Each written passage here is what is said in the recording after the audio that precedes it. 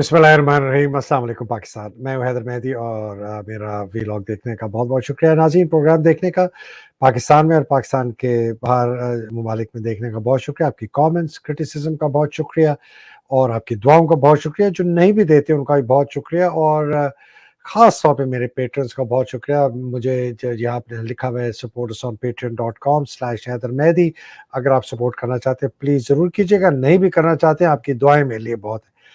नाज़रीन ये आज मेरा तीसरा वीलॉग है और ये रीज़न तीसरे वीलॉग ये है कि हालात बहुत तेज़ी से चेंज हो रहे हैं और मैं चाह रहा हूँ कि मेरा जो ये एक सीरीज़ जो मैंने शुरू की थी कि पाकिस्तान के असल मसला क्या है।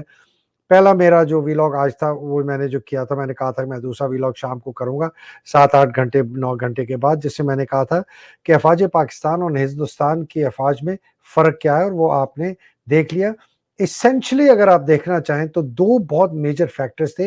एक है इंसेंटिव स्ट्रक्चर जिसके पीछे लोग मर मिट जाते हैं। ये इंसानी बिहेवियर है, नेचुरल बिहेवियर है कि जिस चीज़ को इंसेंटिवाइज़ करेंगे, जिस चीज़ पर आपको रिवॉर्ड मिलेगा, आप उस चीज़ के पीछे जाएँगे, जिसमें रिवॉर्ड नहीं होगा वो आप नहीं करेंगे। ये एक नेचुरल ह्यूमन फिनोमेना है। वो आपने बड़े कार्टून देखे होंगे कि वो गधे पे आदमी बैठा है, उसने आगे सोटी पकड़ी है, सोटी के आगे गाजर लटकाई है और वो गधे के आगे या घोड़े के आगे वो गाजर लटकाता है और वो भागता रहता है कि शायद मैं किसी तरीके से इसको पकड़ लूँ।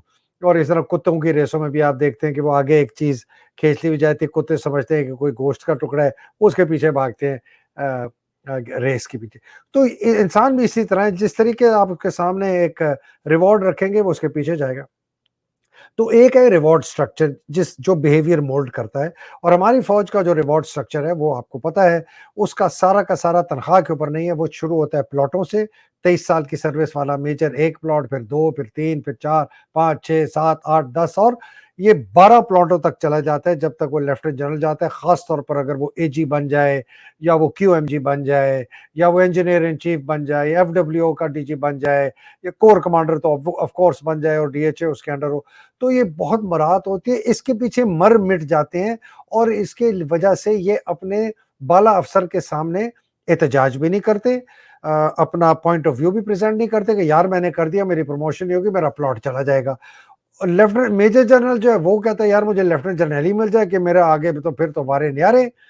और लेफ्टिनेंट जनरल में जो है यार मुझे कोर मिल जाए तो कोर में डीएचए होगा तो वहां 2-3 प्लॉट और मैं ले लूंगा, इनडायरेक्ट ले लूंगा, डायरेक्ट ले लूंगा, करप्शन भी बहुत करूंगा, दबा के पैसा भी बनाऊंगा।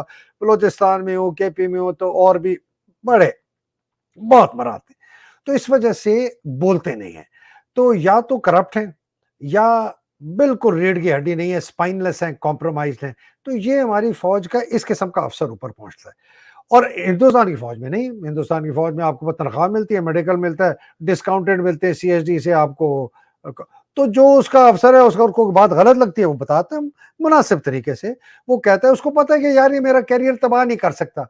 और ऐसे जो किसी की कंस्ट्रक्टिव क्रिटिसिज्म या कंस्ट्रक्टिव डिस्कशन करने में कैरियर कोई तबाह नहीं होता है। हमारे वालिद साहब का हुआ था जब उन्होंने ऑपरेशन जिब्राल्टर की मुखालफत की थी तो उनको उधर से ही हटा दिया गया था एसएसजी की कमांड से।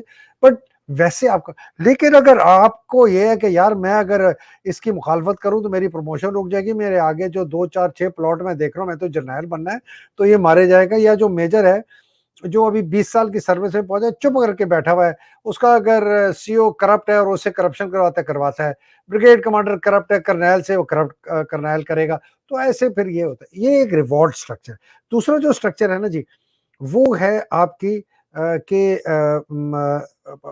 वो जो क्या है, तरजीह किसकी है, आप सिविलियन ऊपर है या फौजी ऊपर है। हिंदुस्तान में सिविलियन ऊपर है, सिविलियन अदालतों के मातहत है और सिविलियन काउंटर पार्ट जो है वो भी उससे सीन है। तो ये एसेंशियली 2 चीजें हैं। अगर हम इनमें तब्दीली ले आए ना, ये अफवाज पाकिस्तान यही यही जो किराए के गुरीले हैं ना, ये बड़े जबरदस्त बन जाएंगे। ये 98-99% फौज हमारी ऐसी। मैंने इस खुद फौज में नौकरी की, बड़े अच्छे अफसर हैं, जान मारते हैं। मैंने कश्मीर में नौकरी की, मैंने बलोचिस्तान में की, इंटीरियर सिंध में की, मैंने मार्शल और ड्यूटियां दी हैं। मैंने कश्मीर के बॉर्डर पे एक ब्रिगेड का मैं G3 था, एक्टिव ब्रिगेड थी। और बलोचिस्तान में आईएएस ड्यूटीज के। यार हमें कभी खुदा की कसम कोई ऐसा नहीं था कि हम कोई एहसान कर रहे हैं, मुल्क में नौकरी कर रहे हैं, खुशी से कर रहे हैं, पैसा होता नहीं था, बस सुबह और शाम जो है पकौड़े खा के और खुश होके सो जाते थे। अब वो नहीं है, ठीक है ना जी।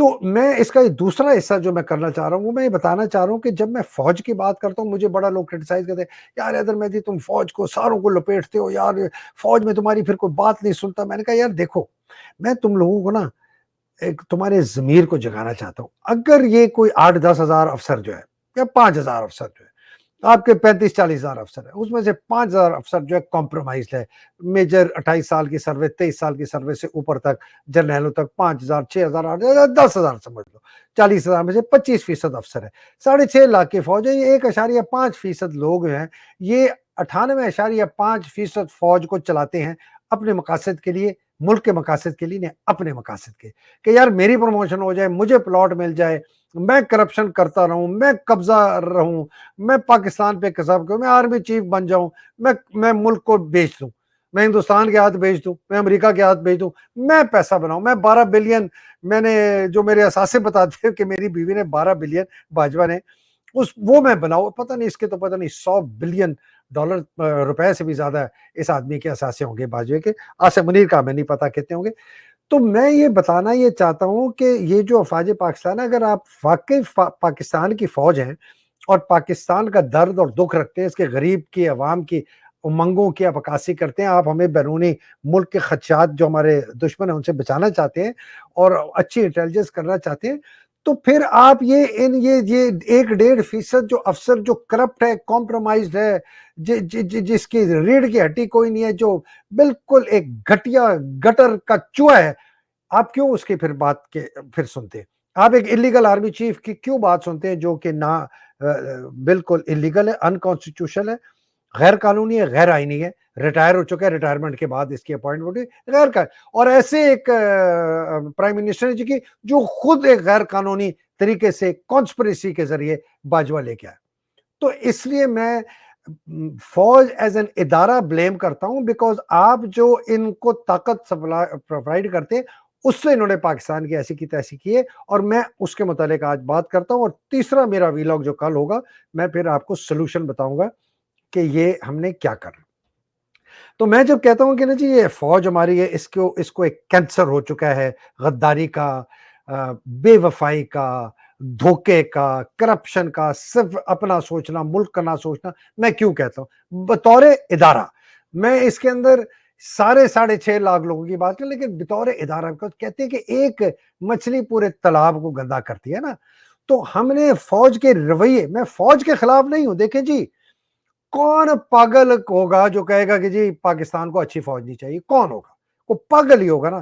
تو حیدر مہدی تو پاگل نہیں ہے، بالکل ہمیں فوج چاہیے، بڑی اچھی فوج چاہیے، پروفیشنل آرمی چاہیے، محب وطن فوج چاہیے، ملک بیرون ملک سے بچانے والی فوج چاہیے، اچھی انٹیلیجنس ایجنسیاں چاہیے جو ہمارے دشمن ہیں ان کے عزائم کو پتہ کروائے کہ کیا ہے اور ہمیں ان سے بچائیں. ہمیں ایسی فوج نہیں چاہیے جو اپنی بندوقیں اپنے ملک کے لیے استعمال کرتی ہے اور ملک پر قبضہ کرتی ہے، اور مشکل سے یہ 5-8-10 ہزار افسروں کے لیے یہ پورے ملک کو یہ تباہ و برباد اس کی ایسی کی تیسی ماں بہن کر دیتے ہیں. ایسی فوج نہیں چاہیے، ایسی فوج نہیں ہو سکتی. وہ غدار ہیں، جتنے بھی ہیں جو یہ کرتے ہیں وہ غدار ہیں. تو اس لیے جب میں فوج کی بات کرتا ہوں لوگ کہتے ہیں جی تو بھائی آپ اگر اس فوج کے حصہ ہیں اور یہ فوج اس ملک کی ماں بہن کر رہا ہے تو آپ اس میں ذمہ دار ہیں نا، آپ حصے دار ہیں نا. چاہے آپ چپ ہیں، چاہے آپ کو کچھ نہیں کرتے، تو نکالیں اس پاگل کتے کو جو کہ کنویں کے اندر ہے، سڑ رہا ہے، گل رہا ہے، اس کے ساتھ اس کے 8 اور کتے ہیں. جب تک ان کو نکالیں گے تو آپ تالاب کا پانی صاف کیسے کریں گے، پاکستان کو صاف کیسے کریں؟ تو میں یہ بتانا چاہتا ہوں کہ فوج کی طاقت نے کیا کیا ہے پاکستان کے ساتھ، اور اس لیے میں کہتا ہوں یہ کینسر ہے. دیکھیں جی یہی فوج ہے جس نے غدار باجوہ کو طاقت دی کہ اس نے ایک کانسپریسی کی امریکہ کے ساتھ مل کے، ان ڈاکو لٹیروں کے ساتھ مل کے، اور ایک آپ نے چلتی حکومت کو گرایا. یہ وہی فوج ہے جس نے، دیکھیں جی یہ کوئی نائی کسائی حلوائی نہیں ہے آصف منیر، اور یہ آرمی چیف ہے، ان کو طاقت آتی ہے کہیں سے، اس کو فوج سے طاقت آتی ہے. یہ وہی فوج ہے جو طاقت دی باجوے کو، جس نے انہیں ڈاکو لٹیرے جنہوں نے اس ملک کی 30-35 سال سے ایسی کی تیسی کر لیے لوٹ کے، ان کو لا کے آپ کے خزانے پہ بٹھا دیا کہ آؤ مل کر لوٹے. اور یہ فوج نے طاقت دی ہے نا باجوے کو. باجوہ اگر حلوائی ہوتا کر سکتا, آئی جی پولیس بھی ہوتا کر سکتا تھا, کوئی سیکرٹری ہوتا, چیف سیکرٹری ہوتا کر سکتا تھا, کوئی وزیر اعظم ہوتا تو کر سکتا تھا, نہیں کر سکتا. فوج کی نیکڈ طاقت سے اس نے یہ کیا. یہ وہی فوج ہے جس نے باجوے کو طاقت دی کہ پاکستان میں دہشت گردی کی ایک بہت رین آف ٹیرر پھیلا دے, اور ندیم انجم جیسے اور فیصل نصیر جیسے اور آئی ایس آئی جیسے لوگوں سے, جو ہمارے ہیلپ لیس بالکل بیچارے عام شہری جن کے پاس کوئی ہتھیار نہیں کچھ نہیں, ان کے اوپر حملہ بول دو, اور جا کے آپ نے ارشد شریف کو قتل کر دیا کینیا میں جا کے. یہ وہی فوج ہے جس نے طاقت دی ہے باجوے کو کہ عمران کے خلاف آپ نے اسیسینیشن کی اٹیمپٹس کی. یہ وہی فوج ہے جس نے باجوے کو طاقت دی کہ 2019 کے شروع سے, یہ خواجہ آصف نے بتایا, فوج پلان کر رہی تھی عمران کو نکالنے کے لیے. تو آرٹیکل 6 ہے, یہ تو ڈائریکٹ اس کو ڈیتھ سینٹینس ہے. یہ تو جب کیس چلے گا, اور اس وقت D G I S I جو ہمارا تھا نا جناب علی, وہ آصف منیر تھا. تو آصف منیر اور باجوہ مل کے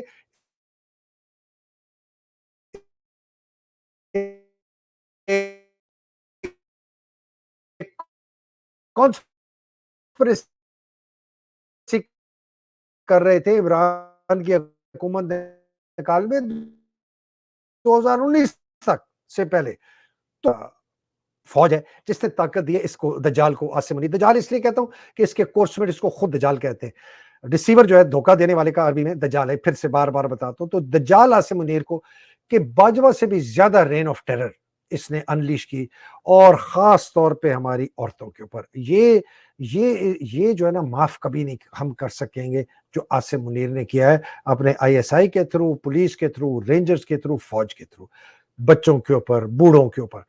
یہ وہی فوج ہے جس نے طاقت دی ہے آصف منیر کو کہ یہ جو 30,000 لوگوں کو انہوں نے غیر قانونی طور پر اریسٹ کیا ہے, غیر قانونی طور پر ان کو قید کیا ہے, غیر قانونی طور پر ان کو بلیک میل کیا, ان کو تھریٹ کیا, ان کو ٹارچر کیا, فزیکلی ابیوز کیا, ان کی ویڈیوز بنائی ہیں, ان کو بلیک میل کیا کہ ان کے خاندان والے, ان کے شوہر, بیوی, بچے پی ٹی آئی کو سپورٹ کرنا چھوڑ دیں, عمران کو چھوڑ دیں.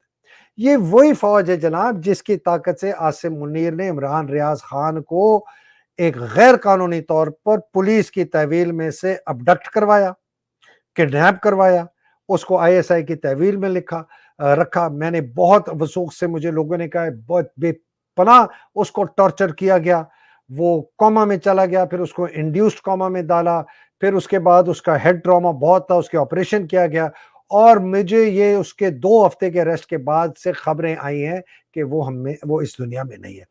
اللہ نہ کرے, اللہ کرے کہ یہ خبر غلط ہو, لیکن یہ میری خبر. تو یہ طاقت کس کے پاس ہے جو یہ کروا سکتا ہے کہ آپ نے جیل سے ایک پاکستان کے سب سے نامور صحافی کو اٹھوا لیں اور اس کو غائب کر دیں, اور ہمیں پتہ ہی نہیں ہے کہ 90 دن سے وہ بندہ کدھر ہے. یہی فوج ہے جس نے طاقت دی ہے اس دجال کو, آصف منیر کو, کہ یہ ڈنڈے سے ایک پارلیمان میں ایسے قانون پاس کروائے جو کہ اس فوج کے تمام غیر قانونی, غیر آئینی, ان لافل, انلیگل جتنے میں ان کے ایکٹس ہیں 1947 سے لے کے ان کو کور دیا جائے, اور اس کے ساتھ پوری پاکستان میں حکمرانی کرنے کا ان کو ایک قانونی اور آئینی جواز دے دیا جائے. یہ وہی طاقت ہے نا. ورنہ آصف منیر کی کون, یہ اگر دو ہی نائی کسائی ہوتا ڈیری اسلام آباد میں, اگر یہ ریوڑیاں بیچ رہا ہوتا, اس کی طرف آپ تھوکتے بھی نہ. آپ کہتے ہیں یار سامنے یار میں نے تھوکنا ہے, میرا تھوک تیرے پہ گرے گا تو گندا ہو جائے گا. میں یہ ان کی لوگوں کی یہی حیثیت ہے. جب یہ وردی میں نے, کہاں ہے باجوہ بغیر وردی کے, کدھر ہیں اس کے میڈل, کتنے بلین ڈالر لے کے آ گیا ہے. اور یار یہ ملک آپ کو عزت دیتا ہے, یہ ملک آپ کو عہدے دیتا ہے, ان ملک کی عزت عہدوں کی وجہ سے آپ جاتے ہیں دوسرے ملکوں میں, آپ لوگوں کی عزت ہوتی ہے, آپ کو میڈل ملتے ہیں, آپ کو تحفے ملتے ہیں. پتہ نہیں طوائفیں ملتی ہوگی, مجھے نہیں پتا, لیکن یہ اسی وجہ سے ہے نا. جس دن آپ کی وردی, کتے کی بھی زندگی آپ کے, تھوکتا بھی کوئی نہیں آپ کے اوپر.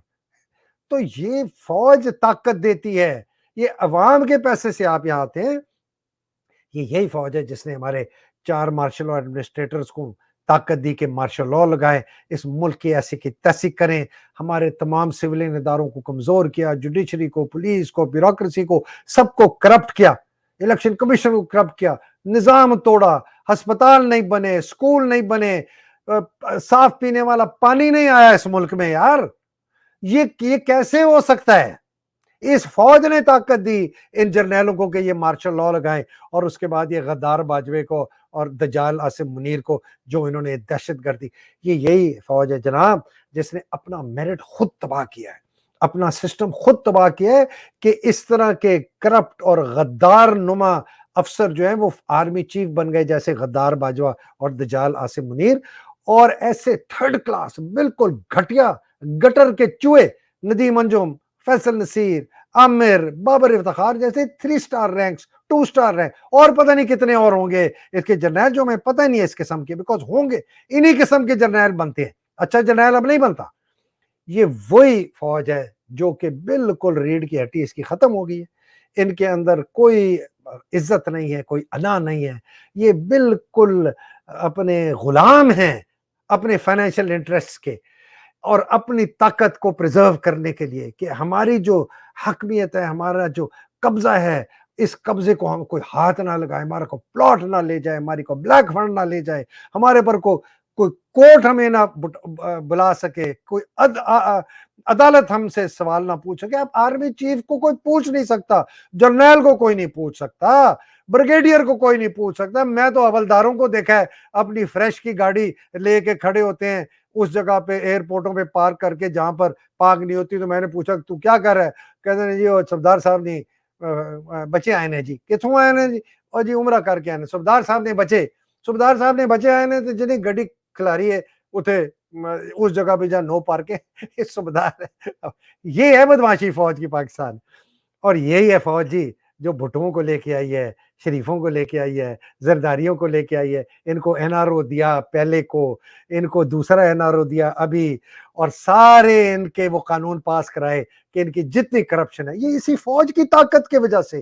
یہی فوج کی طاقت عاصم منیر کو دی, باجوے کو دی, کہ ان لوگوں نے این آر او اور نیب کے لاز سارے چینج کیے. یہ وہی فوج ہے جناب عالی جس نے غزار باجوہ کو اور عاصم منیر کو طاقت دی کہ یہ آئین توڑیں, یہ قانون توڑیں, اور یہ ہم لوگ ہماری منشا جو ہے فری اینڈ فیئر الیکشن کی کہ ہم ایک آزاد جمہوری پاکستان دیکھیں, اس سے روکا جائے. یہ وہی فوج ہے, یہ اس فوج نے ان کو طاقت دی ہے. اور اس لیے میں کہتا ہوں کہ یہ جو فوج ہے یہ اس کو کینسر ہو چکا ہے, اس کا سسٹم تباہ ہو چکا ہے, اس کے اندر جو سینئر جرنیل ہیں وہ کرپٹ ہیں یا سپائن لیس ہیں یا بالکل غلامانہ ذہنیت ہے اور کمپرومائزڈ ہیں, اور بولتے نہیں ہیں کہ اگر ہم بولیں گے تو ہماری جناب پلاٹ چلے جائیں گے, ہمارا عہدہ چلا جائے گا. یہ ہے جی افواج پاکستان. تو مجھے آپ یہ بتائیں, مجھے آپ لوگ کہتے ہیں جی حیدر مہدی افواج پاکستان کو کرٹیسائز, یہ آپ کو بتا دیا میں نے 15 چیزیں آپ کو بتائی ہیں جس کی طاقت کی وجہ سے اس ملک کے اندر ایسی کی تیسی تباہ و بربادی. آج کی معیشت کا جو بیڑا غرق ہوا ہے وہ صرف ایک اور ایک آدمی کی وجہ سے ہوا ہے, وہ افواج پاکستان کا آرمی چیف غدار باجوہ اور دوسرا آرمی چیف دجال عاصم منیر. ان دو بندوں کی وجہ. کس لیے؟ ان کے پاس طاقت ہے. کس کی طاقت ہے؟ افواج پاکستان کی طاقت. تو بھائی پھر میں کس کے پاس جا کے گلا کروں؟ میں منشی کے پاس جاؤں, میں حلوائی کے پاس جاؤں, میں ٹیلر ماسٹر کے پاس جاؤں, میں کتے جو چلاتا ہے اس کے پاس جاؤں, میں کس کے پاس جاؤں؟ میں کس سے اپنا رونا رہوں کہ پاکستان کی ایسی کی تیسی ان لوگوں نے کی ہے, ان کے پاس جو طاقت ہے فوج کی.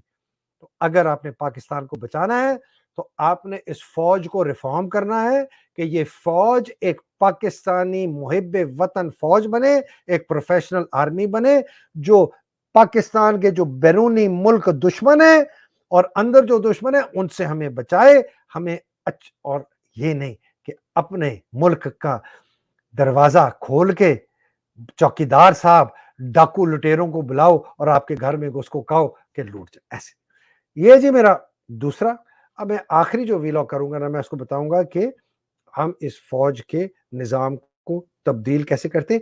پلیز یاد رکھیں عمران خان کا جو توشہ خانہ کا کیس اب ہونے والا ہے, جس میں مجھے 99% شک ہے کہ اس کو سزا ہو جائے گی اگر سپریم کورٹ نے سٹے آرڈر نہ دیا, اس کو سزا ہو جائے گی, اور یہ اس کو الیکشن سے باہر کرنے کی کوشش کریں گے, پی ٹی آئی کو باہر کرنے کی کوشش کریں گے, कमिश्नर डीसीओ को ऑर्डर दे दिए गए कि इनके दूसरे तीसरे लेवल की लीडरशिप को उठा लो, कि इनके पास टिकट देने वाला कोई बंदा ना हो, इनकी पार्टी को भी बैन कर दो, जो मर्जी कर। ये कौन करा रहा है? ये सियासी लोग नहीं करा सकते, इसलिए कि उनको पता है कल उन्होंने ऑपोजिट। ये करा रहा है सिर्फ आसिम मुनीर, और क्यों करा रहा है? इसी के उसके पास फौज की ताकत है। आपने इस सिस्टम को तब्दील करना है कि आपका आर्मी चीफ ये हरकतें ना करे, और आसिम मुनीर जैसा, गद्दार बाजवे जैसा, क्यानी जैसे लोग ये फौज में ना आए, जो ये ऊपर आर्मी चीफ ना बने, कि ये कॉम्प्रोमाइज ना हो। हमें प्रोफेशनल आर्मी चीफ चाहिए जिसको कोई एक्सटेंशन ना मिले, कोई प्लॉट। मैं कहता हूं जी, एक प्लॉट दे दें, एक अपार्टमेंट दे दें हर फौजी को, मेजर से 23 साल की सर्विस से आखिर तक, बस उस वक्त दे दें, उसके बाद कुछ ना दे। आप देखें कैसे चेंज होता है इनका बिहेवियर। इंशाल्लाह उसमें अगली विषय से बात करूं। अभी तक के लिए मुझे इजाजत दीजिए। अल्लाह सुब्हान ताला आप सबको अपने हिफ्ज़ मान में रखे, पाकिस्तान की हकीकी आज़ादी की जंग लड़ने वालों को अपने हिफ्ज़ मान में रखे, पाकिस्तान की हकीकी आज़ादी की जंग में जो शहीद हो गए, अल्लाह सुब्हान ताला उनके दर्जात बुलंद करे। जो बेचारे टॉर्चर में हैं, कैद में हैं, गैर कानूनी गैर आईनी तरीके से उनको रखा हुआ है, उनको उनके ऊपर बहुत मुश्किलें हैं। इमरान रियाज खान समेत अल्लाह सुब्हान ताला उनकी मुश्किल आसान करे, वो अपने घर आएँ। अगली नशिस्त तक के लिए मुझे इजाज़त दीजिए। पाकिस्तान जिंदाबाद, पाकिस्तान पाइंदाबाद, इलाही आमीन। अस्सलाम वालेकुम, खुदा हाफिज़।